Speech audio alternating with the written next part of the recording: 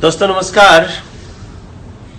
कल हमारे घर पे जो मेरा सरकारी आवास है उस पे लगभग 4-5 हजार गेस्ट टीचर आए और बहुत ही पीड़ा में आए।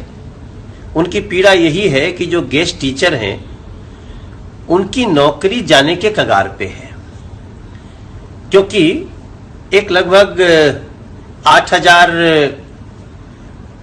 नए टीचरों की बहाली की प्रक्रिया शुरू हुई है, जो एक दिल्ली सरकार का प्रोसेस है उसके तहत। और जो टीचर हमारे पास आए उनकी मूल संख्या 17,000 है और ये 17,000 लोगों को अरविंद केजरीवाल जी ने, आम आदमी पार्टी ने ये वादा किया था कि हम आपको परमानेंट करेंगे और आपकी नौकरी नहीं जाएगी। इन्होंने अभी तक कोई भी ऐसा पॉलिसी नहीं लाया, कोई भी ऐसा प्रस्ताव विधानसभा में नहीं पास किया। ये जब चाहते हैं तब विधानसभा बुला लेते हैं, लेकिन एक भी प्रस्ताव ऐसा नहीं आया कि 17,000 शिक्षकों को परमानेंट किया जाए। और ये जो ऑलरेडी व्यवस्था होती है नए शिक्षकों की भर्ती की, उसमें एक 8,000 का प्रोसेस आया है, जबकि सीटें और भी खाली हैं। हमने कल उनको एड्रेस किया। हमारी लड़ाई है कि हम कॉन्ट्रैक्ट टीचर्स को, गेस्ट टीचर्स को, जैसे सब कोई 60 साल तक, 58 साल तक काम करता है, उतना हमारे ये टीचर भी काम करें। एक्सपीरियंस टीचर हैं, ये किसी हालत में निकाले नहीं जाने चाहिए।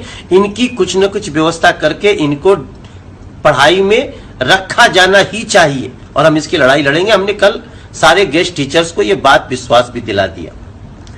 लेकिन जब ये बात आई तो सब देख रहा हूं, कई आम आदमी पार्टी के लोग भनभना गए, अरे अरे अरे एलजी नहीं कर रहे हैं तो ये नहीं कर रहे हैं तो यहां गड़बड़ी है। अरे जरा कभी कभी अपने गिरेबान में झांक के देखो भाई। एक तो प्रस्ताव विधानसभा से पास करके दो कि उन गेस्ट टीचर्स को परमानेंट करने के लिए या उनको 58 साल 60 साल तक शिक्षक बनाए रखने के लिए, कार्य करने के लिए आपने कोई एक पॉलिसी लाई हो, पास किया हो। सारी बातें हवा में, झूठ, फरेब। अब एक फरेब और देख लीजिए। ये तो मैं अभी भी बोलता हूं कि आम आदमी पार्टी के सरकार और जितने लोग ना भनभनाओ मत भैया। आप इन गेस्ट टीचर 17,000 गेस्ट टीचर्स को पूरा इनको 58 साल या 60 साल तक या जो भी पॉलिसी हो उतना इनको पढ़ाई के लिए रखना ही है। इनकी नौकरी नहीं जाने देंगे, उसके चाहे जितनी भी लड़ाई लड़नी पड़े भारतीय जनता पार्टी को। लेकिन अभी जो आपका झूठ का चेहरा है ये क्या है? मक्कारी की, झूठ की, फरेब की हद हो गई। ये निकाल दिया सर्वे। अब वैसे तो खोज ही रहे थे लोग कि भाई इन लोगों का ये फेक सर्वे आया नहीं, लेकिन फेक ऐसा पकड़ा जाएगा सर्वे। ये इनकी आम आदमी पार्टी की विधायक अलका लांबा जी ने ट्वीट किया, पूरा उनका वो आइडेंटिफाइड है, और ये लिखती हैं कि आम आदमी पार्टी सबसे आगे, फिर कांग्रेस और फिर उसके बाद सबसे लास्ट में बीजेपी। ये उन्होंने सर्वे निकाला और कहा क्या? ये सर्वे निकाला है आम आदमी, अरे ये एबीपी न्यूज का ये सर्वे है, ऐसा कह के उन्होंने ट्वीट किया। ये सरासर झूठा है। एबीपी न्यूज ने कहा कि हमने कोई सर्वे किया ही नहीं। एबीपी कहती है, एबीपी न्यूज, हमने तो कोई सर्वे किया ही नहीं। ये अलका लांबा कब से एबीपी ज्वाइन कर ली है कि कहीं से क्या उसमें कुछ, उसमें भी कुछ बन गई है क्या किसी पद पे? अब ये है ABP news has not done any survey for Bhavana Bypole in Delhi. This is Photoshop image.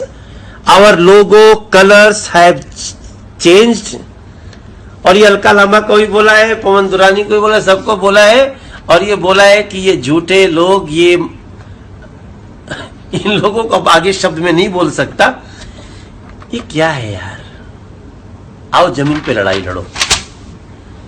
Bharatiya Janata party के प्रति लोगों का विश्वास है भारतीय जनता पार्टी गरीबों के लिए, पीड़ितों के लिए, शोषितों के लिए, युवाओं के लिए, महिलाओं के लिए जो काम कर रही है उससे जनता के दिल में जगह बनाया है।